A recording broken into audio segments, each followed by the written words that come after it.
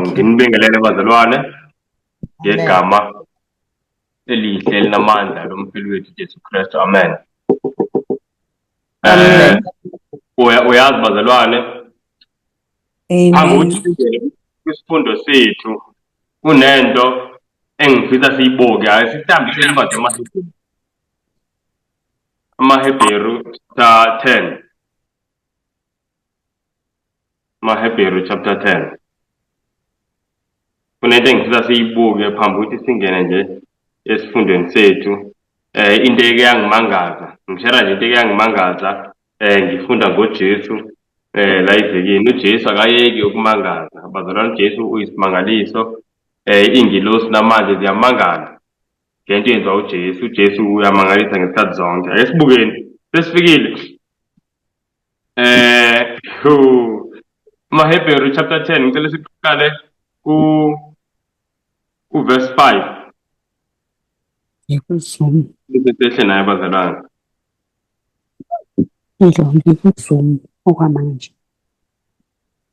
Oh, bengifuna ukubona lo khalayo. Hebrews chapter 10, siqala verse 5. Sibuka nje ngoJesu. Hebrews chapter 10 verse 5 ufundeka kanjena. Ngalokho-ke esefika ezweni uthi, umhlatshelo nomnikelo awuwuthandanga, kodwa ungilungisele umzimba. Yebo, siqale verse 5 siqhubeka nayo. Ngicela siqhubeke nayo verse 9. Okay. Iminikelo, verse 6, iminikelo yokushiswa nemihlatshelo ngenxa yesono awuyithokozelanga. Verse 7, ngase ngithi, bheka ngiyeza emqulwini wencwadi kulotshiwe ngami ukuba ngiyenze, Nkulunkulu, intando yakho. Sime lapho in fact, cela sime lapho. Yeah. Lana ubani osho lamazwi bazalwane? Othi uJesu. bheka ngiyeza emqulwini wencwadi kulotshiwe ngami ukuba uJesu. ngiyenze intando yakho uNkulunkulu. uJesu. Ubani osho lamazwi? Amazwi kaJesu. Amazwi kaJesu. Amen. Ngicela ukubuza-ke, uwasho nini? Ithini ngesiZulu? Ngiqhubeka ngifunde. Hayi, impendulo ila bese sifunde khona verse 5. According to verse 5, uJesu washo nini lamazwi? Efika ezweni. Efika ezweni. La kwesingesi ithi mayeza ezweni. Cishe kuyafana. Kahle kahle uJesu ukhuluma lamazwi mayethi ngiyeza. Yamuzwa umuntu mayethi ngiyeza, kusho usuke seyifikile noma usuke ngafiki. Kusuke esendleleni Suke sendleleni usuke ngafiki. So ngamanye amazwi lamazwi akhulunywa nguJesu ngesikhathi uJesu ezosuka ezulwini eze la emhlabeni. Now ngicela sobone lamazwi futhi nakwincwadi yamaHubo chapter 40. Senincwadi yamaHubo chapter 40. Kunento evelayo kumaHubo chapter 40 engaveli kahle lapha kwincwadi yamaHebheru. Kodwa bengifuna sibone kumaHebheru yasichazela ukuthi amazwi la akhulunywa nguJesu. Uwakhuluma ethi ngiyeza, futhi uyasuka ezulwini uza la emhlabeni. Kuverse AmaHubo chapter 40 bazalwane.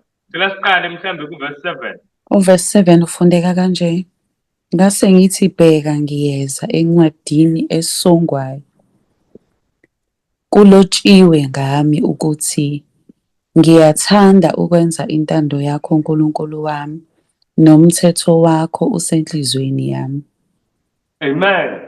Now uJesu lana usho lamazwi mayizokwehle eshiya izulu eza la emhlabeni. Uthi emqulweni wencwadi yonke kulotshiwe ngami, ukhuluma ngeBhayibheli. Yingakho uJesu wathi mase ila emhlabeni ekhuluma namaJuda. Mawufunda incwadi kaJohane 5 verse 39, uthi uJesu nina niphenya imibhalo ngoba kuyo imibhalo nithi ninokuphila okuphakathi, kodwa yiyo imibhalo efakaza ngami. Yayibona leyo nto? uJesu imibhalo yonke kulotshwe ngaye. Imibhalo yonke kulotshwe ngaye. Uthi ngiyeza kulotshiwe ngami. Verse 8 abese sithi ngiyathokoza ngiyathanda ukwenza intando yakho uNkulunkulu wami umthetho wakho usenhlizweni yami bazalwane ngiyasicabange manje iphathi engiyithande kakhulu la ngiluntsela before ngisho lento ngithande le phathi le lapho uJesu ezoshiya izulu ezemhlabeni akalishiyi uJesu izulu ngathini engathandi uthi baba ngiyathanda ukwenza intando yakho uthi lento ngiyintando yakho ngiyakuthokozela ukuyenza seyizolona bazalwane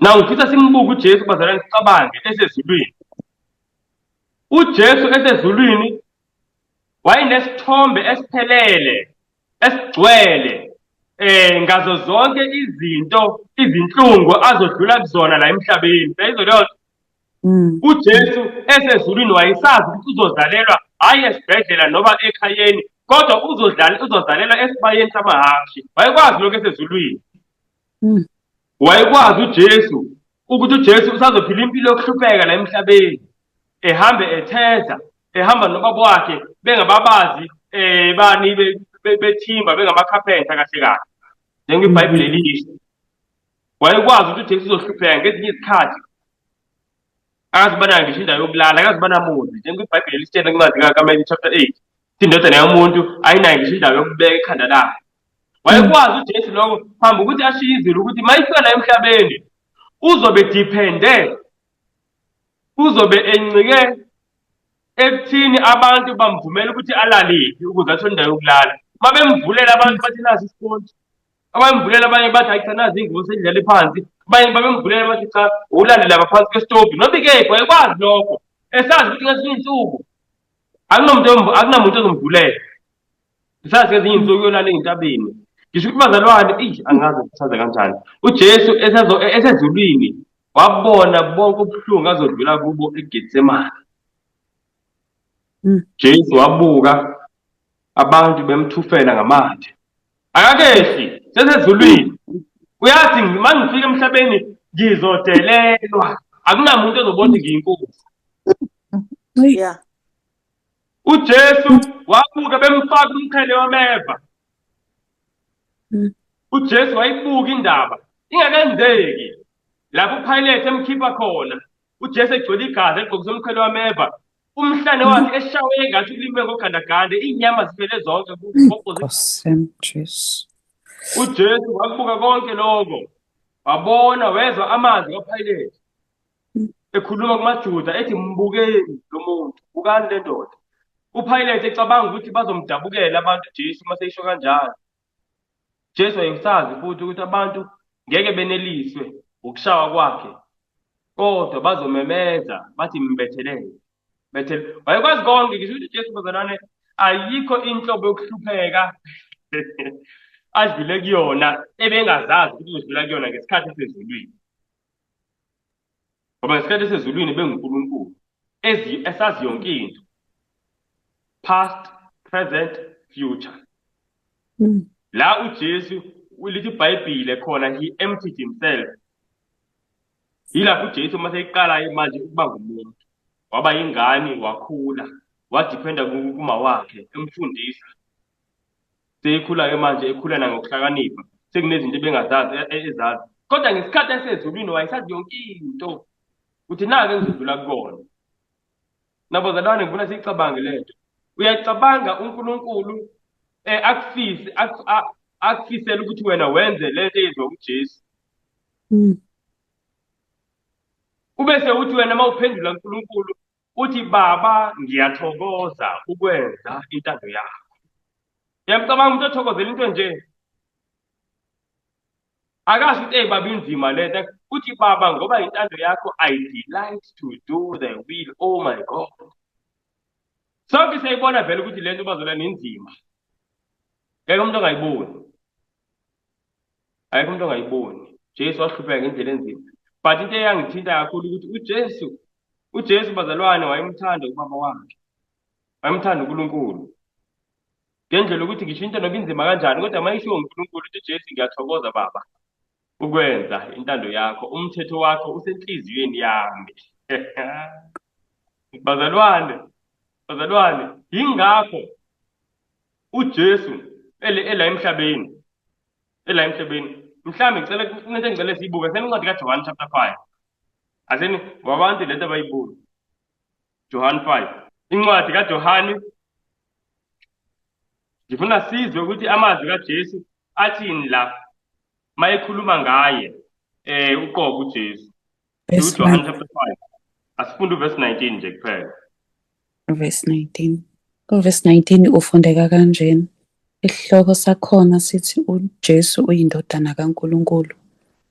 Verse 19 khona uJesu waphendula wathi kubo, ngiqinisile ngithi kini, indodana ingenze lutho ngokwayo, kuphela lokho ebona uyise ekwenza, ngokuba lokho akwenzayo yena nendodana iyakwenza kanjalo. Sengele bazalwane uJesu lana into engithintayo. uJesu lana uthi indodana ingenze lutho ngokwayo. Ingenze lutho ngokwayo. The son can do nothing of himself. Sengele bazalwane uJesu ngokwami ngingenze lutho. Now ngicela ukubuza bazalwane uJesu njengobethi angenze lutho ngokwakhe. Zonke lezi zinto ezenza izimanga evusa abantu eshumayela amazwi athinta abantu kuze abanye ngikhumbula ngokunye abanye befike bezombopha kodwa lithi iBhayibheli abambophanga. Kahle makubuzwa ukuthi yindaba ningambophanga bathi asikaze sizwe umuntu okhuluma kanje. Bethintwe ngamazwi akhulunywa nguJesu. Jesu wenza into eziningi ezimangalisayo. Na umbuzo wami bazalwane ukuthi uJesu lezi zinto bezenza kanjani? Ngicela ukubuza after sesifunde nje leli verse. Lezi zinto uJesu bezenza kanjani? Bekathola amandla kubaba wakhe ngoba nakho uyasho ukuthi yonke into ayenzayo akazenzeli yena. Yebo, bazalwane kodwa bangcwele mhlambe ngoba ngiyabona ukuthi asikathi kusho ayisibuke elinye ivesi. Uyazi ukuthi into ezinto isifundo sibe sithi yingoba ngiyabuye ngibuke mangilalela ngite engathi sikusho ngalokho. So manje ngiyaphoqa ukuthi ngivule amanye amavesi bengingaplananga kwavula. Ake sibuke ngicabanga ukuthi leli vesi liku Matthew chapter 12. Matthew chapter 12. Matthew chapter 12 ngesikhathi abafundi abafarisi babethi uJesu ukhipha amadimoni lo muntu lo usebenza ngamandla kaSathane asizini. Matthew chapter 12 verse 28. Kufundeka kanje. Kepha uma mina ngikhipha amadimoni ngomoya kaNkulunkulu, umbuso kaNkulunkulu usufikile phela kini. Lezo leyo nto sesiyambuza uJesu uthini? Uthi ngesikhathi ekhipha amadimoni ngoba wakhipha ngani? Ngomoya kaNkulunkulu. Lezo leyo nto. So uJesu indlela wayekhipha ngayo amadimoni, indlela ayenza ngayo konke ayekwenza, indlela sonke esingabantu esingenza ngakho masenza. Njengoba abafundi nabo babekwenza ngomoya kaNkulunkulu. So ngisho ukuthi bazalwane uJesu ngesikhathi eza la emhlabeni amandla wayenawo ezulwini lithi iBhayibheli kwincwadi kwabaseFilipi chapter 2. Kuthiwa uJesu he emptied himself. Emptied himself. Ngamanye amazwi everything yonke into ayiyona enayo wayibeka eceleni ukuze manje abe ngumuntu njenganami nawe. So konke wayekwenza ehamba emanzini uJesu etshela umoya namanzi ukuthi thula du konke ngamandla kaNkulunkulu ezulwini. Umoya ingcwele othunyelwe nguNkulunkulu uJesu ebemsebenzisa. Izolo bazalwane. Now the reason why nginichazela lokhu bangcwele ingoba uJesu izinto azenzile into ezikhulumile ziyamangalisa. And ngiyabuka ukuthi bazalwane uJesu isizathu sokuthi uNkulunkulu akwazi ukumsebenzisa kangaka uJesu indodana yakhe. Akugona kuphela nje ukuthi vele kwakuyindodana yakhe. Seyizwa leyo nto. Kodwa yilokhu ukuthi uJesu enhliziyweni yakhe kakhona lento besiyifunda manje kwincwadi yamaHubo. Ngisho noba into ekhulunywe nguNkulunkulu inzima kanjani, uJesu unento ethi ngiyathokoza baba ukwenza intando yakho. Seyizwa leyo nto. Ngiyathokoza baba ukwenza intando yakho. So uNkulunkulu manje uJesu wathola umuntu angamsebenzisa ngendlela eyimangalisayo. Ngoba lo muntu uthokoza ukwenza intando kaBaba. Wena kulula kunzima, akanamsebenzi nalo. Uyambona esehle ezulwini enguNkulunkulu. Kuthiwa manje sekuyashiya isihlalo sobukhosi, uyohlangana nokuhlupheka okukanje nakanje. Uzizwa njani? Athi ngiyathokoza Baba ukwenza intando yakho. Neze leyo sipasipho lakho. Abantu ukuthi nje indaba kaJesu ayikaxoxwa kakhulu indaba kaJesu. Bazalwane uJesu, iBhayibheli uma lithi asifane noJesu lithi asibe nje. Ngiyangivele ngiyibeke kanjalo. Uma kuthiwa asifane noJesu asibe nje, wonke umuntu-ke akazihlole enhliziyweni yakhe ukuthi yena wenza kanjani futhi uzizwa njani uma kumele enze intando kaNkulunkulu ngezikhathi lapho intando kaNkulunkulu ithande ukuba nzima. La kubonakala ukuthi cha, uma ngiqhubeke nale ntando vele kukhona ubunzima mhlambe engenzeka ngihlangabezana nawo. Uzizwa kanjani nomuntu? Ngoba bazalwane ukuthi kumele sifane noJesu. Lithi iBhayibheli encwadi kaPetro uthi nathi sibezelwe kulokho ukuthi uJesu naye wahlupheka ngenxa yethu, wasishiyela isibonelo ukuthi sihambe ngeenyathelo zakhe. Seyizwa leyo nto? Ukuthi sashiyelwa isibonelo nguJesu ukuthi sihambe ngezinyathelo zakhe. Bese lithi iBhayibheli ongazange enze sono futhi nasemlomeni wakhe kangekho manga. Bazalwane uJesu isibonelo sethu, and uJesu lesibonelo engisibonayo siyamangalisa. Baba ngiyathokoza. Ngibona nje uJesu uthando. Ngoba sihleze sifunda ngothando uJesu analo ngathi. Kodwa manje ngithi uma ngifunda lokhu ngathi kukhona nolunye uthando esingakazi siliqaphele kahle. uJesu unothando olumangalisayo likaBaba. Jesu uyamthanda uBaba. uJesu kwakungcono ukuthi ahlukane nakho konke kunokuthi ahlukane noNkulunkulu. Siyakhumbula lesiphambanelo uJesu. Ubani okwambuza uJesu ekhala ngey'khonkwane? Akekho. Ubani okwambuza uJesu ekhala ngameva? Akekho. Ubani okwambuza uJesu ekhala ngamanxeba asemhlane? Zonke lezi ezibuhlungu thina besiyokhala ngazo akakhulumi lutho ngazo. Kodwa mase ibona engathi ezwa engathi ipresence kaNkulunkulu iyehlehla kuyena ngenxa yezono zethu. Lithi iBhayibheli lokhala kakhulu. Wathi Eloi Eloi lama sabathane, uthi baba wami ungishiyeleni. Ayikho into kuJesu ayebuhlungu njengokuhlehla kukaNkulunkulu kuye. Yayibuhlungu ngendlela yokuthi bonke obunye ubuhlungu bazi kwabakangathi akukho kuyilutho. So bazalwane uNkulunkulu ufuna sibe njalo. Ufuna sibe njalo.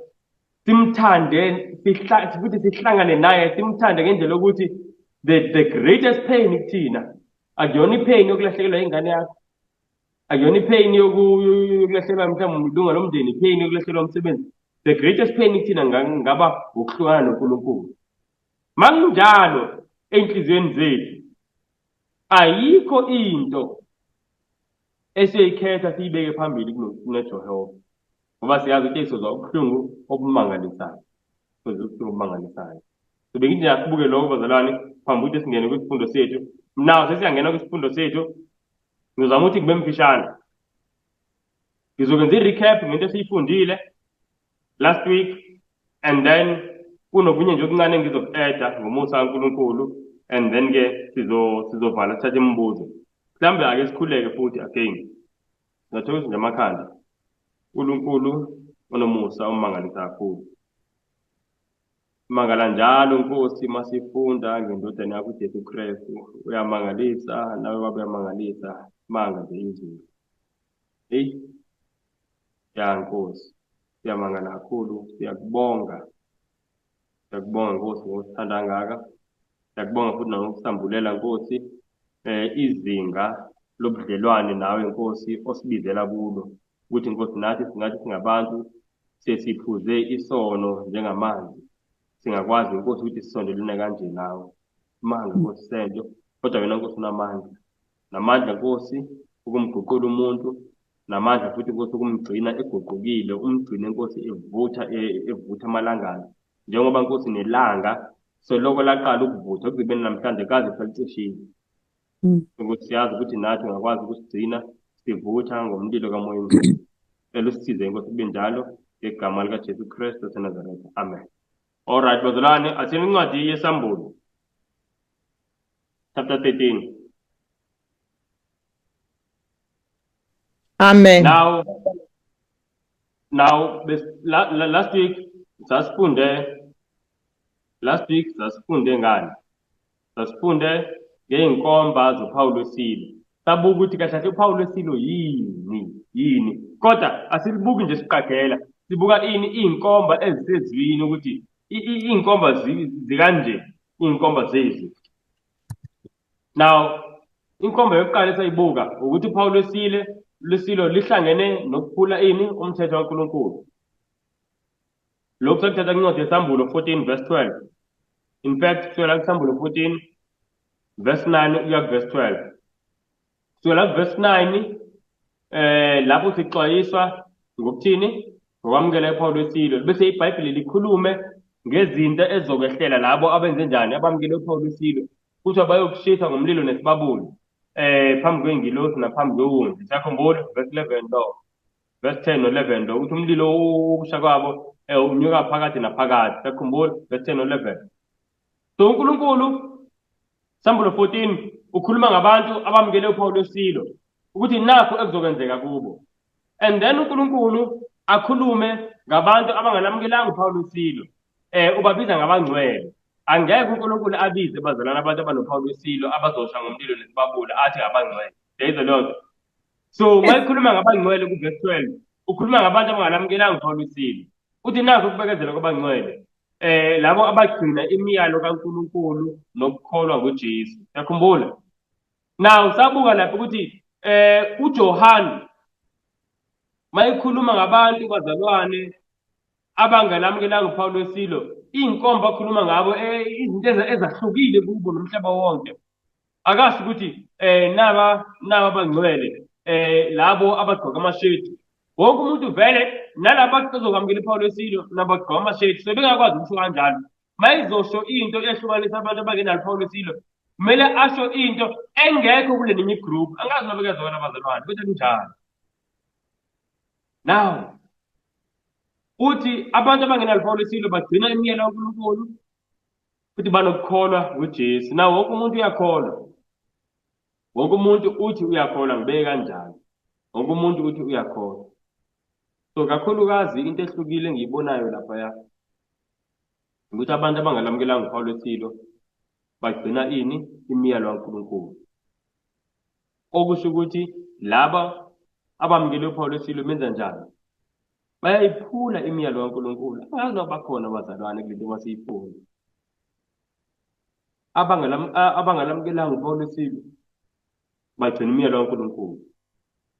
Laba abamukele uPawulo wesilo kusho ukuthi benze njani? Bayawuphula imiyalo kaNkulunkulu abawuphile. Into ezohlukanisa umhlaba lo ekugcineni kwesikhathi. So sibuka lapho ukuthi isilo noma ngithi uPawulo wesilo sihlangene nokuphula umyalo kaNkulunkulu. There's a lot of it has to do with the breaking of the commandments of God. Nakunye ngithi angikubuki. Safunda futhi kuningi ngeke ngizifunde zonke iy'nkomba ngoba ngathi i-repeat manje. Safunda futhi kwisambulo 13 verse 12.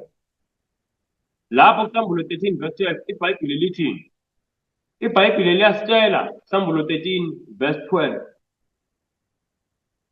ukuthi isilo lesesibili senza umhlaba wonke nabo abakhe kuwo umhlaba ukuthi benze njani? Ukuthi bakhuleke kwisilo sokuqala esadebeza inxeba kodwa saphinde saphila. Seyizwe lona bazalwane? 13 verse 12 lo. So kuthiwa kusambulo 13 verse 12 umhlaba wonke uzokwenziwa noba uzophoqwa ukuthi wenze njani? Ukhuleke kwisilo sokuqala. And then verse 16 futhi uNkulunkulu uphinda the same thing. Siyazi masifunda iBhayibheli ukuthi uNkulunkulu into eyiningi unokuyiphinda. uNkulunkulu uyayiphinda lento. Uphinda athi verse 16 lesilo lesesibili senza bonke sithi abakhulu nabancane, abacebile nabampofu, abayigqile nabakhululekile ukuthi bathini? ukuthi bamukele uphawu ukuthi bayibeke uphawu. Seyizwa leyo nto bazalwane? So manje esikhundleni sokuthi senza bonke bakhuleke kusilo sokuqala, ithi senza bonke bazibeke uphawu. Okusho ukuthi ukuzibeka uphawu nokukhuleka kulesilo sokuqala yinto eyodwa. Angazi noma bazalwane basekhona. Okusho ukuthi bazalwane, uphawu lwesilo ngizothini, lumayelana nokukhuleka ne-worship. It has to do with worship. Na ngiyafisa ukuthi ngihlale kancane-ke la. Uphawu lwesilo njengoba limayelana ne-worship bazalwane, kumele sazi ukuthi i-worship yini. Yini i-worship? I-worship akona kuphela ukucula, khumbula safunda, akona kuphela ukukhuleka, kodwa the main element yokukhuleka uNkulunkulu okanye yokumworship uNkulunkulu ukumlalela. Khumbula amavesi sowafunda kwincwadi kaMateyu chapter 15 kusukela verse 7, lapho uJesu ethi labantu, uthi uEsaya wakhuluma kahle ngani, ethi labantu beza kimi basondela kimi ngeindebe zomlomo wabo nangani nangeenkulumo zolwimi labo, kodwa inhliziyo zabo zikude nami, bangikhonza ngeze befundisa imiyalo yabantu hayi ekaNkulunkulu. Seyizwe leyo nto? Ukuthi uNkulunkulu simkhonza ngeze mawukuthi esikhundleni somyalo wakhe sibeka umyalo wabantu. Asiyayizwa lento bazalwane. So i-worship ukulalela. Into uNkulunkulu ayifunayo ukuthi kuze kuthiwa siyamworshipa kumele sibe siyamlalela. Akona ukunikela nani. Siyamkhumbula uSawule eyonikela ngeenkomo eziningi ezinto eyinonile kunazo zonke. Lathini izwi likaNkulunkulu? Lathi bheka, ukulalela izwi likaNkulunkulu kungcono kunemihlatshelo eyinkulungwane. uNkulunkulu nawe akwanemelayo ukulalelwa kwezwi lakhe. Ukulalela kwezwi lakhe kunawo konke ukunikela ongakwenza nakonke. So ngisho ukuthi ukunikela kubalekile, is part of worship, ukucula is part of worship, praise is part of worship. Kodwa makungekho ukumlalela uNkulunkulu, ithi uNkulunkulu asifundisa la izwi lakhe ukuthi ngayonikela ngenze ukuthi nokuthi, but mangamlalelanga uNkulunkulu uthi yize uyi-worship yakho. Samkhumbula uKhayini bazalwane, bangcwele. uKhayini bazalwane waletha naye ini umnikelo ngisho. Umnikelo kaKhayini singaziye mhlawumbe kwakuyinto embi. Naye waletha ubest wakhe.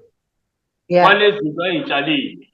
But kwangekona lo uNkulunkulu akucelile. Wathi uNkulunkulu mawenza kahle uyakwamukela. So ngifuna njalo sikuthole lokuthi i-worship imayelana nani nokulalela uNkulunkulu. I-worship bazalwane ihambelana nokulalela. Ngaze ngakhuluma last week eBhayibhelini ukuthi the first time kuvela igama elithi worship la eBhayibhelini kuleli Bible engiliphethe, King James Version. Cabanga ukuthi nakwesiZulu kunjalo.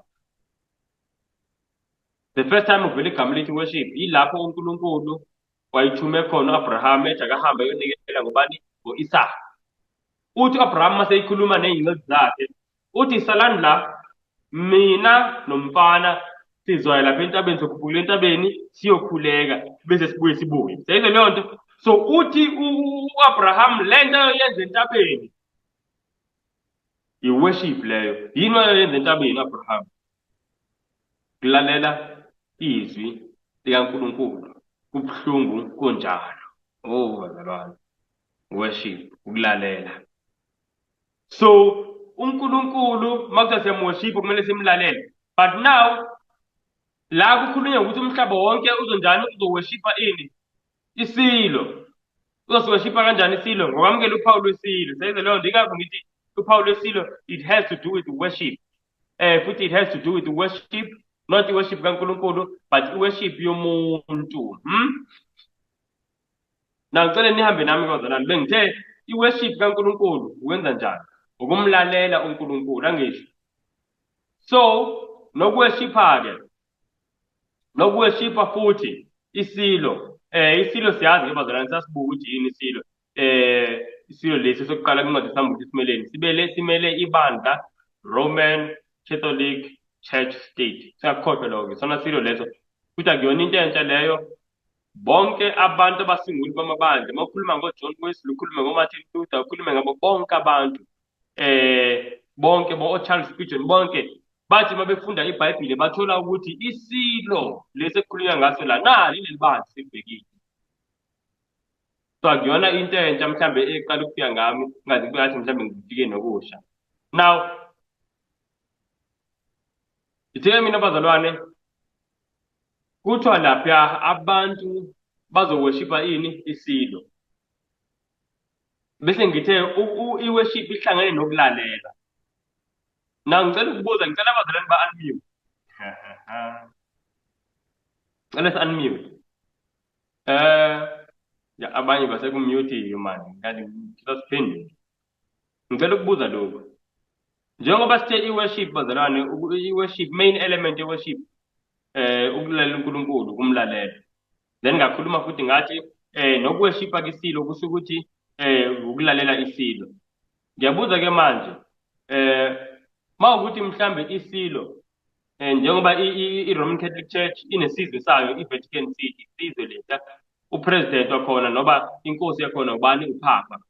uPapa uma engakhipha umthetho athi la e-Vatican City amanzi avulwa kusukelwa u-6 ekuseni abese ayavalwa ngo-6 ntambama, ungabikho umuntu osebenzisa amanzi. Mawulalela isilo, mawulalela lapho isilo sithi amanzi ungawavuli ngalesikhathi, ungavula ngalesikhathi, lokho lolo daba lamanzi mawukuthi ngempela uhlala nawe lapho ulalela lento ekhulunywa lapho, ingaba bazalwane leyo i-worship leyo? Ngicela ukubuza, is that worship? Ngathiwa lapho mawenze kanjalo ingaba uworshipile isilo. Nazi isilo siyakhuluma, uhlala khona e-Vatican City, isizwe sakhona. Namhlanje ngisondeze eduze. Umongameli Ramaphosa mayishaya umthetho bese uphase eParliament. Kuthiwa hayi la eSouth Africa manje nakho kusokuzokwenziwa. Lokho kuzokwenziwa manje ukuthi abantu kumele bayeke manje ukuthi bashayele ku-left lane. Sesiyashintsha manje abantu sebezishayela kwini, ku-right lane. Mawulalela lo mthetho, ngicela ukubuza, ingaba sekuyi-worship leyo, sekuworship uRamaphosa? Kanti ngiphendule bangcwele, bangcwele. Unmute now. Yeah, mina ngicabanga ukuthi yes, I don't think i-worship leyo. Ukumamela umthetho obekwe umuntu ohola i-country, which is something that we should do. Amen. Ngithanda impendulo. Kunjalo, akuyona i-worship leyo, ukulalela umthetho obekwe i-country. Same example, njengoba ngeyona i-worship masilalela la eSouth Africa, noba silalela lapha sihlale mhlambe sivakashile sama-tourist e-Vatican, masifika lapha awu naka amanzi bawavula ngo-6, mina amanzi bawavula ngo-6 ekuseni, kodwa emva ka-6 ntambama akasavula. Akuyona i-worship mawulalela lo mthetho. Sezalwane bazalwane, na ngicela ukubuza-ke nangumbuzo olandelayo, kuba i-worship nini-ke kanje ukulalela isilo noba ukulalela omunye umbuso? Kuba i-worship nini? Ngoba la kuthiwe la abantu umhlaba wonke uzoworshipa isilo, lisho iBhayibheli. Naw siyafunda ukuthi yini i-worship. Siyathola ukuthi i-worship akona nje ukucula, akona nje i-worship ukulalela. Na kuba i-worship nini-ke ukulalela isilo noma ukulalela umbuso othize? When does it become worship? Yeah, it becomes worship makuphambuka nemithetho kaNkulunkulu, like any law that conflicts with the commandments of God. Amen. Worship. So siyabona nje sizoba ngicela sibambe lapho. So kuba i-worship, kuba ukukhonza mawukuthi leso silo noma lo mbuso ushaya umthetho ophambene nomthetho kaNkulunkulu, lapho-ke manje wena walalela umthetho wesilo esikhundleni somthetho kaNkulunkulu, walalela isilo noma umbuso othize more than uNkulunkulu. Shuthi leso silo sewusenze uNkulunkulu. Seyize leyo nto. So kuba i-worship uma ukuthi lo mthetho la obekiwe uphambene nomthetho kaNkulunkulu. Ngicela sikuthole lokho bazalwane. So iBhayibheli lisitshelani-ke lama lithi umhlaba uzoworshipha isilo ngokuthola uphawu lwesilo. Kusho ukuthi kuzoba khona umthetho isilo esizowubeka ozobe uphambene nomthetho kaNkulunkulu. And abantu mabelalela lo mthetho wesilo more than umthetho kaNkulunkulu, that is now worship. Siyabuka bazalwane ukuthi uphawu lwesilo lihlangane kanje nomthetho kaNkulunkulu. Noma ngizothi lihlangane kanje nokwaphula umthetho kaNkulunkulu. Masilibuka kwincwadi yeSambulo 14 verse 12 yilokho. Salibuka kwincwadi yeSambulo 13 verse 12 and 15 yilokho. Ubuka konke ukubuyisela kwinto eyodwa. Ekhumbula last week sasifunda ukuthi not last week lokhu yasifunda. Sasifunda ukuthi uphawu lwesilo libekwe kuphi? Libekwe esandleni. Shonda iBhayibheli nakuphi? Emabunzi. Now yini eBhayibhelini esike siyithole ibekwe la? Ngoba wonke umuntu angishazi wenzani. Unento ayivezayo esithombeni umuntu ku-YouTube mhlambe athi nawe uphawu lwesilo bazofuna ukusibeka insimbi kanjena nala. Kodwa mawufunda iBhayibheli iyodwa into eyayibekwe emabunzi abantu nasesandleni sabantu. Mawufunda kuDeuteronomy chapter 6 verse 8 uthi uNkulunkulu umthetho wakhe amazwi akhulumile uthi uNkulunkulu uthi niwabophela abe yini abe uphawu esandleni senu. Uzathi uphawu it's a sign, it's a mark. Bazalwane, hayi mina ngaze bona emva kwalesifundo umuntu uye wakafaka ivideo mhlawumbe kwi-status sakhe efaka izivideo zabantu baningi abantu balahlekile kakhulu abantu ngokuqambela amanga ivideo ka-Elon Musk noma kabani bani athi mbuki lento ayifaka iphawu lwesilo. Akasona nje isilo Elon Musk. Into evela ku-Elon Musk ingaba iphawu lwesilo kanjani? Wasefunda ukuthi nasi isilo. Ngivele ngibone ukuthi ngoba ngikusho bazalwane ngoba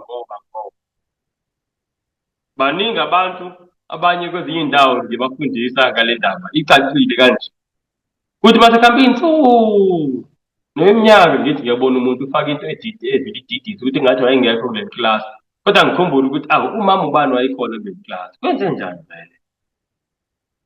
Asingathukiseki bazalwane, lento icace ngendlela emangalisayo. uNkulunkulu ze athi umthetho wakhe, his law, uthi bind it as a sign, kephi esandleni nakephi phakathi kwamehlo, forehead. Then iBhayibheli bese lisitshela ukuthi la bekubekwe khona umthetho kaNkulunkulu esandleni, Deuteronomy chapter 6 verse 8, nase forehead. Manje akusazohlala umthetho kaNkulunkulu kubantu ekugcineni, kuzobe kuhlele ini? Uphawu lwesilo. So ngamanye amazwi uphawu lwesilo luphambene nomthetho kaNkulunkulu, into ephambene nomthetho kaNkulunkulu, into ephikisana nomthetho kaNkulunkulu. Angazi ngabo obvious kanjani. Obviously safunda sathi kokugcina uphawu lwesilo kumele kube yinto isilo sonqobo esithi lelu uphawu lwami. Ngaveza-ke lokhu, ngicela ukuveza. Asini lo, ngicela sifunde la ngikhombe khona manje. Angisho siyabona bangcwele. Kuyabonakala. Yebo, kuyabonakala. Yebo, kuyabonakala. Lana ngifunda izincwadi zesilo nangasisilo. Roman Catholic Church states na ilita yesilo kodwa lese seyifile. Washona uPope Francis ngenomunye manje. Yizo bathini? Bathi Sunday is our mark of authority. The church is above the Bible, and this transference of Sabbath observance is proof of that fact. Kusho bona akusho mina. This is the Catholic record of London. This is not the Methodist record, or Lutheran record, or Adventist record. This is the Catholic record. Njengoba sibona lapha abazalwane ukuthi ithathwa kuphi. Sifunde nasenza. La kukhuluma khona Chancellor of Cardinal Gibbons. Cardinals yazi ukuthi abantu abangamara. Kodwa of course the Catholic Church claims that the change Saturday Sabbath to Sunday was her act, and the act is a mark of her ecclesiastical authority in religious things. Seyize leyo nto kuthiwa yebo bayasho ukuthi vele lolu shintsho lenziwe yibo ngoba alikho ngisho eBhayibhelini. Nabo labesho nangomunye umbuzo lokhu kwakubhalwe uReverend Stephen Kinnan naye oReverend siyabazi bazalwane. Ithi, have you any other way of proving that the church has power to institute festivals of precepts? Kuthiwa ingaba unayo yini indlela yokuveza ukuthi ibandla iRoman Catholic Church inamandla ngoba inegunya lokuthi ibeke imithetho yenziwe? Answer, ithi, had she not such power, she could not have done that, in which all modern religionists agree with her. Ngamanye amazwi, uma ngabe bekuthiwa ibandla linawo lamandla, belingeke likwazi ukwenza lokhu elivunyelwa abantu bonke abenkolo, ngeba alikwazanga ukushintsha lifake isonto esikhundleni lesabatha, isonto kuyisuku lokuqala leviki, esikhundleni lesabatha uSaturday uyisuku lesikhombisa.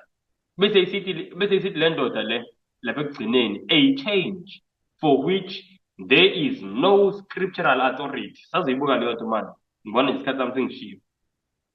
Kuthiwa lolu shintsho lolu, it has no biblical authority. Now ngithi-ke mina abangcwele, nalo uphawu lwesilo, this is the mark of the authority. Yilo uphawu lwesilo leli, ubungcwele besonto. Ngayichaza-ke le nto last week. Ngiyacela ukuthi siwafunde lamavesi because abantu sometimes bayadideka. Revelation chapter 13. Yilo leli phawu lwesilo bazalwane, akujiki. But ngifuna sibone ukuthi uNkulunkulu uqala nini uNkulunkulu ukubuka ukuthi abantu abagcina isonto bamukele uphawu lwesilo. Ngoba manje ngizokusho kamhlophe ukuthi manje uNkulunkulu akabuki kanjani. Ngoba abantu abaningi lokho esikufundayo abakwazi, abantu abaningi abakhanyisile kanje. uNkulunkulu unabantu abakhonza ngesonto, unabantu uNkulunkulu futhi baningi abakhonza ngesonto, abantu bakaNkulunkulu, kunabantu abakhonza ngesabatha, abantu bakaNkulunkulu. uNkulunkulu ngoba abantu abanalo ulwazi. Seyize lolu bazalwane, uNkulunkulu uyamukela leyo sincerity yabo, lo kushisekela kwabo, bemshisekela uJesu, bemthanda uJesu, uyamukela uNkulunkulu. Kodwa uNkulunkulu lithi iBhayibheli uyafisa ukuthi bonke abantu bafinyelele ekulazini iqiniso. Na umuntu mase ilazi iqiniso akhetha amanga, ilapho-ke manje unembeza ungena khona. But asibukeni la Sambulo 13 uqala nini uNkulunkulu ukuthi umuntu ogcina isonto wamukele uphawu lwesilo. Yilo luphawu lwesilo. Now ngicela sifunde kuSambulo chapter 13 sifunde verse 15. Isambulo 13 uverse 15. Sanikwa futhi ukuba siwuphe umfanekiso wesilo umoya, ukuze umfanekiso wesilo ukhulume. Senze futhi ukuba bonke abangakhuleki umfanekiso wesilo babulawe. Senza futhi ukuba bonke abancane nabakhulu, nabacebileyo, nabampofu, nabakhululekileyo, nabayizigqila, bazibeke uphawu esandleni sabo sokunene. Naku bangcwele. Amen. Yabona. Naku bangcwele. Verse 15. Isilo, uphawu lwesilo lufakwa nini? Verse 16 angisho siyabona verse 16 ila kufakwa khona uphawu lwesilo. La kuthiwa senza ukuthi bonke bazeke uphawu, verse 16 lo. Phambi kokuthi kufakwe uphawu lwesilo yini ekumele yenzeke? Verse 15. Ukuthi umfanekiso wesilo kuthiwa kumele uthole umphefumulo, kumele uphile. Yini umfanekiso wesilo lokuthiwa kumele uphile? Ukuhlangana kwani kumbuso, kakhulukazi sathi kuqala kephi? eMelika. Ngoba le silo sesibili sikhuluma kumbuso eMelika. ukuhlangana kombuso and bazalwane angazi nasibonile ukuthi kwenzekalani manje eMelika. You know, khona izinto esizifunda ezinsuku zihambe engafunda isinqamulo lokhu. But iMelika seyifakile kwimpi yomhlaba. Yabona bazalwane, angifuni uniqambela amanga. Umhlaba esikuwona uzoshintsha ngendlela emangalisayo. Umhlaba esikuwona uzoshintsha ngendlela emangalisayo. Now wonke lama changes ngizonibonisa nje mase sifunda futhi ngawo lezi zimpi lezi. Sibuka ukuthi zonke lezi zimpi ziya kuphi? Ziya la kulento esiyifunda ePaul wesilo. Ziya kulento esiyifunda ePaul wesilo. Now kodwa ake ngiqhubeke. Phambi ukuthi kufakwe uPaul wesilo kuverse 16. Kuthiwa lana umfanekiso wesilo kumele unikezwe umoya ngamayonzi, kumele uphile, kumele kuqale kube khona umfanekiso wesilo, kumele kuhlangane amabandla waseMelika ahlanganane nombuso waseMelika, kube yiwona amabandla ahola umbuso. Kungani kuthiwa umfanekiso wesilo lowo? Yingoba neRoman Catholic Church yakhandeka kanjalo. Kwahlangana ibandla lihlangana nani nombuso. Ingakho incwadi yesambulo 17 kubonakala owesifazane oyisifebe, ibandla lelo elisukile kuNkulunkulu, egibele isilo. Mayesigibele kubonakala ukuthi unani uyena osikontrolayo isilo. Yazwakala bazalwane. So ingakho kuthiwa umfanekiso wesilo ke lo. Now ukuthi kumele kuqale kuhlangane umfanekiso wesilo, kumele kukhande umfanekiso wesilo phambi kokuthi kufakwe uPaul wesilo.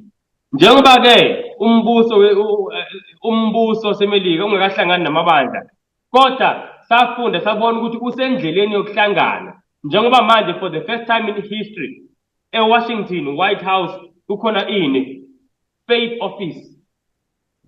Kuyaqala ukuthi kube ne-office yezenkolo ku-White House, kufanele ukuthi kube ne-faith office eParliament. Yinto bazalwane, into engasesingayazi, kodwa nje kuyaqala kumlando wonke, kuyaqala kuyahlangana. Okunye besides ukuhlangana kwebandla nembuso, yini enye kumele yenzeke phambi ukuthi kufakwe uPaul wesilo? Kuyasho la ukuthi uPaul lwesilo lizonikwa ukuthi likwazi ukukhuluma nokuthi lenze abantu abangakhuleki kuwo umfanekiso wesilo babulawe. Na ukuthi umfanekiso wesilo uzokunikezwa ukuthi ukwazi ukukhuluma. Lezo leyo nto ngaze ngabuza ngathi umbuso ukhuluma kanjani? Ngemithetho yawo umbuso ukhuluma kanjani umbuso? Ngemithetho oyibekayo. So phambi kokuthi kufakwe uPaul wesilo kumele kuqale kushawe imithetho. So kunomthetho ozoshawa ophoqa ukukhonza komhlaba wonke ngesonto. Sayizwe lento bazalwane. So ifunda lento siyibona ukuthi ngempela injalo. Kuzoshawa imithetho ephoqa ngamanye amazwi izinkolo zamabandla la ahlangane nombuso, iwaphoqa kuwo bonke abantu. Enye yalezo zinto ezizophoqwa kuzobe kuyisonto ezobe lihamba phambili, ekuyingane kaPhapha, engeyona ingane kaNkulunkulu, indaba yesonto. Now indaba yesonto mayiphoqa bazalwane izoqhakambiswa kakhulu ngokuthi iyona ndlela le umhlaba ozobuyela ngayo uNkulunkulu, ngoba umhlaba njengoba uzoshintsha kakhulu, umhlaba esikuwona uzoba ku-chaos bazalwane. And kuyimanje bonke abantu, bonke abaholi, umuntu abambuka njengokuthi uyi-spiritual leader yomhlaba ubani? Phapha, ngongaphikiseki. Ngeke ubone oDonald Trump beyohlangana nabanye abaholi bamanye amabandla. Angaze ngibone bengobuningi babo kanje. Kodwa uPhapha bonke mayibekwa uPhapha kuya bonke ababusi, ngoba kwazi ukuthi uye the spirit or spiritual head somhlaba. So as umhlaba uzoba kwinhlekelele emangalisayo, uPhapha uzosho ukuthi singinhlekelele kanje ngenxa yokuthi sisukile kuNkulunkulu. Na masifuna ukubuyela kuNkulunkulu, okunye ekumele sikwenze njengezizwe zonke, na ngizokubonisa lokhu sembhalweni yabo ibandla laseRoma. Okunye kumele sikwenze ukugcina isonto.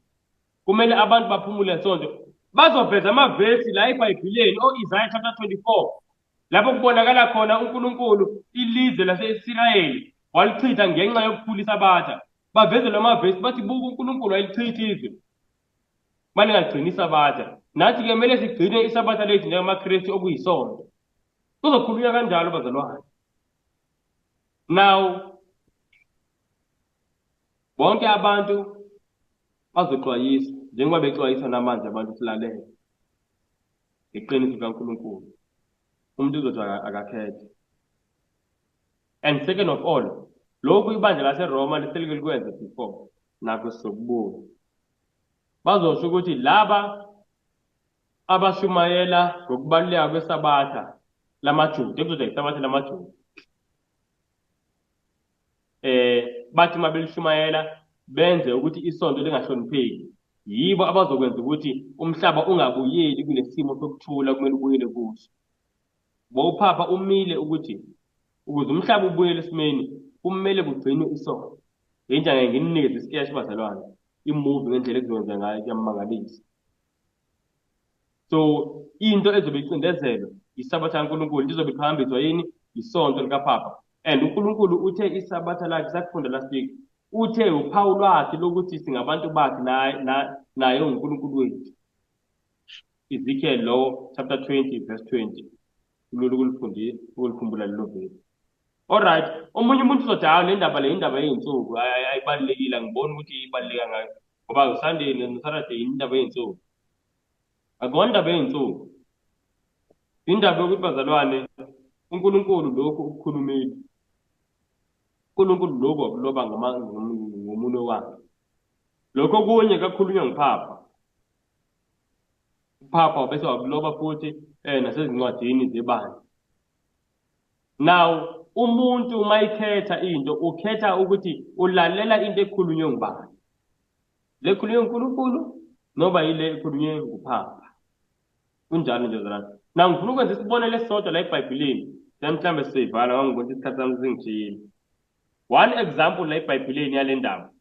Ngicela manje sikhothe lo esikufundile. Ayisifunde nje le story lesi. Sekuncwadi yamakhosi okuqala.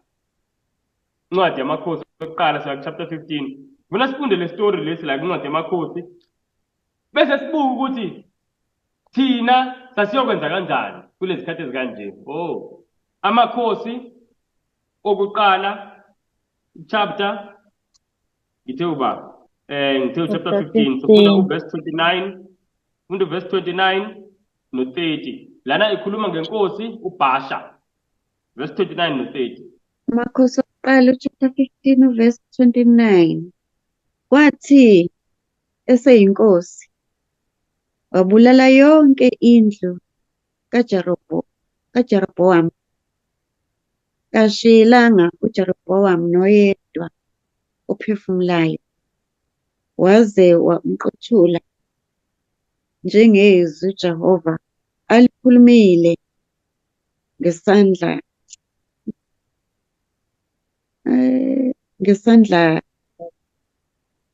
senceku yakhe u-Ahiya waseShilo. Akhanyi kahle. Sicela kanjalo kancane. Lana kuthiwa uBasha maseyibuse inkosi wabulala indlu kaJerobhowamu konke, akashiyanga mshana, akashiyanga cousin, akashiyanga lutho, waqeda konke bekuthiwa Jeroboamu kwangabikho. And manje kuthiwa lana wakwenza lokhu njengalokhu bekukhulunywe nguNkulunkulu ngomlomo wenceku yakhe uAhija waseShilo naye. Manje uNkulunkulu kungani uNkulunkulu wavuma ukuthi uJerobhoamu abulawe kabuhlungu kanje nomndeni wakhe wonke? Asifundeni uverse 30. Verse 30 ngesiZulu ithi ngenxa yezono zikaJerobhoamu ona ngazo futhi onisa ngazo uIsrayeli ngokucunula kwakhe acunula ngakho uJehova uNkulunkulu kaIsrayeli. So kuthiwa into enza ukuthi uJerobhoamu aqedwe kanje nomndeni wakhe kungenxa yezono zakhe, number 1, and then nezono owazenza ukuthi zenziwe ngabantu. So kunezinto uJeroboam owazenza mayizenza wenza ukuthi labantu bone. Siyayizwa lokho kuleli verse isho kanjalo. So kunezono zazenziwa ngabantu eIsrael kodwa bazenza ngenxa yento eyenziwe nguJeroboam. Yini leyo? Asiyeni ke manje chapter 13. Bazalwane. Kunokubona ukuthi eziphi lezi zono. In fact ase chapter 12. Amakhosi. Chapter 12 ngizofunda ngoba akhanyi ngifunda chapter 12 uverse 32 no verse 33. Ngifuna sibone izono zaJeroboam. Kuthiwa uJeroboam wakhupha asiqale khona lapha akunankinga asiqale lapha. Kuthiwa uJeroboam wakhupha umkhosi noma ngizothi wabeka umkhosi ngenyanga yesishiyagalombili ngosuku lwe-15 lwenyanga njengomkhosi wakwaJuda. Wenyukela e-altare wenza njalo eBheteli kuba ahlabele amathole awenzileyo. Wabeka eBheteli abapristi bezindawo eziphakemeyo azenzileyo. Besithi verse 33 wayesenikela e-altare alenzileyo ngosuku lwe-15 lwenyanga yesishiyagalombili. Inyanga abeyinqumile ngokwakhe nje. Wenzela abantwana baka-Israyeli umkhosi. Wenyukela e-altare ukushisa impepho. Now kuthiwa uJeroboam wenza umkhosi a feast noma usuku olungcwele. Lolu suku walibeka wathi inyanga yes-15, the 15th day of the 8th month. Usuku lwe-15 lwenyanga yesishiyagalombili 8. Now verse 33 uthi uJeroboam kwakuyinyanga nje le ayiqambele yona. And then verse 32 uyasitshela ukuthi lo mkhosi wabeka uJeroboam wawufana nomkhosi wakephi waseSirayeli. Nomkhosi wakwaJuda angibeke kanjalo. Wawufana nento ayisenziwe eJuda. Na kodwa ngifuna sikubukeke lo mkhosi mawusenziwe kwaJuda ngendlela obekwe ngawo uNkulunkulu. And lithi iBhayibheli lana mayenza lokhu uJeroboam wenza ukuthi abantu bone. Wenza ukuthi abantu bone. Asibuke umkhosi obekwe nguJehova ke manje ofana nalo ocishe ufane nalo. Ngoba siyambona uJeroboam akakhandanga into ehlukile. Wenza into efana kaJehova kodwa washintsha nje usuku. Seyizwe leyo nto? Kuze kuthiwa le ekaJeroboam. Na ngifuna siyifunde la uNkulunkulu bese ngibuza umbuzo. Asele incwadi kaLevi chapter 23 ngizofunda verse 39. Lithi iBhayibheli kepha ngosuku lwe-15 lwenyanga yesikhombisa lapho senibuthile izithelo zezwe anogcina umkhosi kaJehova izinsuku eziyisikhombisa. Ngosuku lokuqala makube ukuphumula okuzothileyo. KwesiNgesi ithi ngosuku lokuqala makube yiSabatha. Na ngosuku lwesishiyagalombili kube ukuphumula okuzothileyo. Na ngosuku lokugcina. So kuthiwa umkhosi bazalwane obekwe nguJehova. Lithi iBhayibheli wawumkhosi kaJehova. Wona wawungosuku lwe-15 ngenyanga yesikhombisa. And kuthiwa lolu suku lokuqala lwe-15 kwakuyisuku kwakuthiwa yiSabatha elizothileyo. Isuku ukuphumula okuzothileyo. Leli gama lithi ukuphumula yiSabatha. Na ngifuna ukusho ukuthi lama Sabatha lesifunda ngawo kwincwadi kaLeviticus 23 yilama Sabatha adlula ngesikhathi uJesu lengesiphambanweni. Awasasagcini ngakho asagcina imikhosi ngenyanga yesikhombisa kanjalo. Kodwa ngesikhathi uJesu engakafiki babe wagcina wonke lamaSabatha maningi inhlobo ngeenhlobo zamaSabatha. Usuku lokuqala lomkhosi we-unleavened bread nawo wayiSabatha. Yabo kanjalo maningi amaSabatha nje amaningi. Day of Atonement usuku lokubuyisana nalo kwakuyiSabatha. So njengisho ukuthi ngamasabatha amaningi kodwa onke sewedlula ngoba lo mthetho wawufakwe ngenxa yesono. Uma ufunda kumaGalatia 3:19 kuthiwa umthetho wafakwa ngenxa yesono. Ikhuluma ngalo mthetho lo, ngalamasabatha nangale mithetho yokuhlaba, yonke leyo nto safakwa ngenxa yesono. Kodwa uma ufuna ukwazi ukuthi ingaba ngempela elikaJehova isabatha ladlula noma lidlulanga, kumele ubuke ukuthi ingaba langena emva kwesono noma isono lingasisono singangeni. Uma ufunda incwadi iGenesis chapter 2 uyathola ukuthi isabatha likaJehova leli-ke manje bisuku lesikhombisa laba khona engafika isono. So umpostoli uPaul uma ekhuluma ngezinto ezadlula ezaziyisithunzi esikhomba kuJesu ezazifakwe ngenxa yesono, ukhuluma ngezinto ezazingene after sin. So izinto ezangena before sin isabatha, umshado, ngisho noba uJesu seyifikile ayikho into eqeda umshado. Ngisho noba uJesu seyifikile ayikho into eqeda isabatha. Ingakho abafundi bakaJesu baqhubeke beligcina isabatha. Kodwa-ke ake ngiqhubeke nale ndaba. Na siyabona ukuthi uNkulunkulu wayenomkhosi wakhe. Ngenyanga yesikhombisa ngosuku lwe-15 noJerobhowamu wayenomkhosi wakhe, kodwa yena kwakungenyanga yesi-8 yesishiyagalombili ngosuku olufanayo exactly. Now nangu umbuzo wami bazalwane, wena uma ungumuntu kaNkulunkulu, umuntu ofuna ukukhonza uJehova, uphila kuleza zikhathi, omuphi umkhosi owawuyogcina? ukaJehova. Noba mhlawumbe wawuyothi cha ngoba nje iy'nsuku nje akho mehluko, ngingayigcina lo mkhosi lo uNkulunkulu akhuluma ngawo ngalolu suku olubekwe uJerobhowamu. Masicabanga uNkulunkulu ayengayithokozela into enjalo, nangu uJerobhowamu wabeka nje okwenhliziyo yakhe wathi abantu abakugcina, and then uJehova ubeke okwenhliziyo yakhe wathi abantu abagcinile. Masicabanga bazalwane, uNkulunkulu wayengenandaba ukuthi abantu benzani ngalokho, ngoba nje indiye usuku nje kuphela. Masicabanga uNkulunkulu wayengenamsebenzi nalokho, akwazi bangcwele. Asithi wawungumuntu sewuyashunyayezwa, mhlambe ubuhlala lapho yakubusa khona uJerobhowamu, wazalwa kugcinwa lo mkhosi kaJerobhowamu. Uthi mase ushunyayezwa uvula iBhayibhile, uthole eBhayibhileni uyifundela ngamehlo akho ukuthi hayibo nangu kaJehova umkhosi. Yingakho abakwaJuda basagcina lo mkhosi ngenyanga yesikhombisa, hayi inyanga kaJerobhowamu.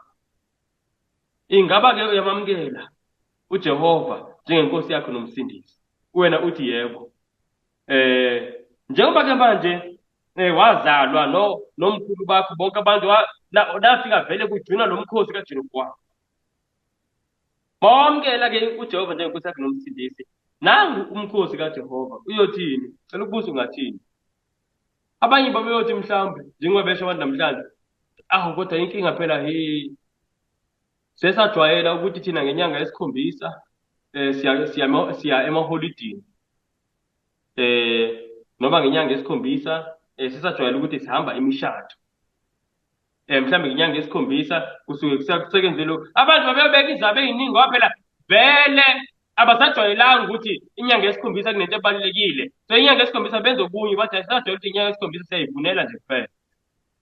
Manje kuthina into econvenient kuthina ukuthi vele sigcinele kaJerobhowamu. Mawucabanga bangcwele, mawucabanga uNkulunkulu wayeyibuka kanjani leyo moto? Uthi hayi kusuku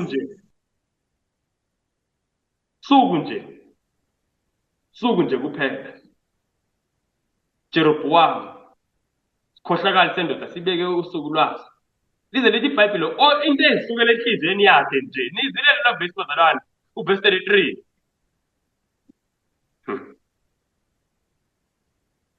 So ngifuna sicabanga ngaleyo ndlela ngoba ezinye izikhathi into esiyenzayo asiyiboni masayenza thina, kodwa kuyakhanya ukuthi injani mase siyibuka yenziwa ngabanye. Ngithake siyibuke emlandweni la kwaba khona umuntu wakhuphula olwakhe usuku wabe kwakhe umthetho esikhundleni kaJehova.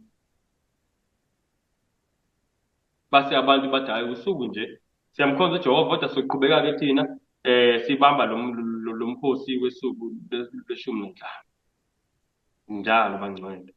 Umuntu ngendlela engibona ngayo umuntu wayeguquke njengoba abantu babeguquka. Uma ufunda incwadi yamakhosi nangey'khathi zeJehoshaphat wayethumela amaLevi afundisa abantu iy'ndawo eziningi, abantu baguquke, lithi iBhayibheli babuyele kuNkulunkulu ka-Israyeli.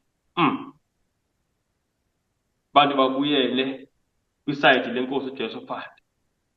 And yabona abazalwane uma bebuyela babengaqhubeki nalowa mkhosi. Ngiyakholwa. Now ngenxa yesikhathi siyivala la bengifisa ukubuka abazalwane indaba yomthetho kodwa sizoyibuka next week. Ngoba bengifuna nje siyibone lento. Kodwa akwazi bazalwane ukuthi lento ayibalekanga. If ayibalekanga ngesikhathi seshila ngesikhathi kaJeroboam ayengabalekanga. And if ayengabalekanga ngesikhathi kaJeroboam, uNkulunkulu wayolobelani ukuthi labantu uJeroboam wabenza ukuthi benze isono ngokwenza lokho. Yeah. So bazalwane cela siyivale lapho sikhumbule inkosi yethu yafa. uJesu wathi noma kunzima kanjani kwakushiwo ubaba ethi uzokwehla, uzozalwa kanje, uphile kanje, uzizwa kanjani ngalokho? Baba ngiyathokoza ngokwenza intando yakho ngoba ngiyakuthanda. Khumbule nje inkosi yethu Jesu Kristu wesibani. Khumbule inkosi yethu Jesu Kristu. Masi sacabanga lokho sithatha izinqumo.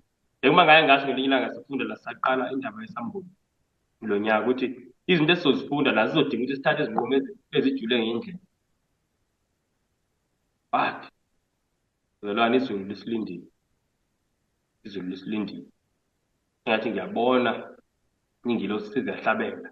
Ngoba zalwane ngeke zingahlabeli izinto ezenzeka emhlabeni seziyakhomba ukuthi sekuyagoqwa. Ngeke zingahlabeli. Ingilosi izulu lisilindile. Kodwa umbuzo uthi ngaba thina si-ready for izulu njengoba sinje. Ake sivaleke umkhuleko. uNkulunkulu nomusa nothando olujulile kakhulu. Nkosi uyingcwele, umusa wakho uyamangalisa. Siyakubonga ukusifundisa, siyabonga ukucacisa Nkosi umyalo wakho, umthetho wakho kithi. Sathana seyisidukisile izikhathi eziningi Nkosi yemithetho ayibeke yena esebenzisa Nkosi ibandla loburongo. Ongosizulu siyacela-ke manje njengoba sesifundile usisize ngosipha amandla sikhethe kahle. Yabazi ukuthi abantwana bakho bakuthandayo ngendlela ejule kakhulu. Kodwa Nkosi bayaqhubeka nokukhonza nangokugcina isonto bengalinaki futhi isabatha ngoba Nkosi bengazi. Ngoba ngakabakhanyeli Nkosi ukubaluleka kwale ndaba yesabatha Nkosi. Ekuyiyona kuphela Nkosi umthetho wakho Nkosi kuyiyona kuphela into kwizwi lonke esilifundayo iBhayibheli owayekhuluma wena ngomlomo wakho kubantu bekuzwa. Kuyiyona kuphela futhi indawo Nkosi owaloba wena nesandla sakho. Kodwa manje leyo ndawo oyalotshwa nguwe Nkosi seyiyachithwa emhlabeni. Yenza Nkosi umusa kakhulu sithethelele imangazo nje Nkosi ngempela umusa wakho ngoba abantwana bakho baningi unabo Nkosi kwindawo ngeindawo yize ke Nkosi leliphutha liqhubeka. Njengoba sesizwile siyacela usisize sishintshe phela konke igama likaJesu Kristu. Amen. And as for me, I will behold thy face in righteousness. I shall be set